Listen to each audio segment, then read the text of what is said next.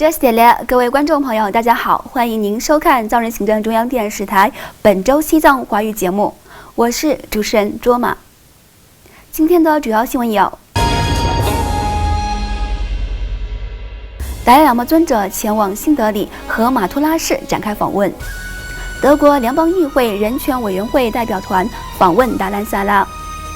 达赖喇嘛尊者接见德国联邦议会人权委员会代表团。斯热洛萨桑格向美国参议院多位议员推介西藏议题。藏人行政中央代表在联合国发言，呼吁中共对藏传佛教转世制度的干涉。中共发出通知，禁止西藏退休干部参加传统宗教活动。下面请看详细内容。本周四9月19号上午12点5分钟，西藏精神领袖达赖喇嘛尊者从印北达兰萨拉启程，前往首都新德里和北方邦马图拉市展开一系列的访问行程。按照行程，9月20号，达赖喇嘛尊者将在新德里的西日ram学校为来自50所印度各校的2300多名学生发表主题为“教育心灵”的演讲。9月21号上午，达赖喇嘛尊者将在泰姬陵饭店同印度各界知名学者和教授专家，以及各国驻新德里大使馆的工作人员进行会晤。9月22号至25号，达赖喇嘛尊者将造访位于北方邦的马图拉市，在当地展开一系列的访问行程后，将于下周四9月26号返回居住地印北达兰萨拉。此外，本周二9月17号，由6人组成的德国议会人权委员会代表团抵达印北达兰萨拉，展开为期2天的访问。德国议会人权委员会代表团同藏人行政中央司政罗萨桑格、西藏人民议会议长白马琼乃、宗教与文化部部长于托嘎玛格列、西藏人权与民主促进中心主任次仁措姆等相关人士进行会晤，同他们就日常的工作情况展开了交流讨论。9月18号，德国议会代表团拜会了西藏精神领袖达赖喇嘛尊者。代表团指出，他们此次访问达兰萨拉的主要目的是为了了解当前西藏境内的人权状况，因为中共封锁西藏使他们无法获得西藏境内的消息。上周五9月13号，在藏人行政中央驻华盛顿办事处代表欧洲次仁的陪同下，藏人行政中央司政罗萨桑格会见了来自德克萨斯州的共和党新议员赖特。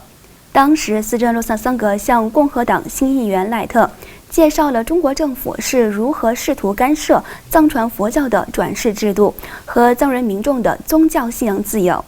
议员赖特向司政指出，他一直是宗教自由的坚定支持者，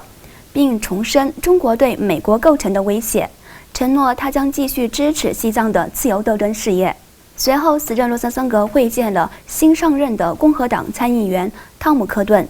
晚上，司政为弗吉尼亚特区的藏人民众发表公开演讲，介绍了藏人行政中央的执政方针和行政中央各部门的工作运转情况，并且在稍后的问答环节中回答了在场民众所提出的各种问题。此外，联合国人权理事会第42届会议目前正在日内瓦召开。在9月16号的会议上，与会的藏人行政中央驻日内瓦办事处联合国联络官甘丹措木女士代表受威胁人民协会发言，对中国当局变本加厉地限制藏人僧俗民众的宗教信仰，特别是对藏传佛教转世制度的干涉表示关切，呼吁联合国人权理事会和与会的各国代表关注中国对藏传佛教转世制度的错误举动。甘丹措木女士还敦促安理会促使中国当局以藏人行政中央的执政方针非暴力中间道路为基础，尽早恢复与达赖喇嘛尊者的代表展开具有实质意义的和谈。继续来看今天的最后一则新闻。中共西藏自治区党委近日发出通知，禁止西藏退休干部参加包括郭拉在内的藏传佛教传统宗教活动。中国当局对藏人进行宗教迫害方面又上了一个台阶。根据国际非政府组织人权观察发表的最新报告，中国共产党已经发出通知，禁止西藏退休干部参加包括郭拉在内的藏传佛教传统宗教活动。除郭拉外，其他宗教活动也在受限制，包括向寺庙捐钱等。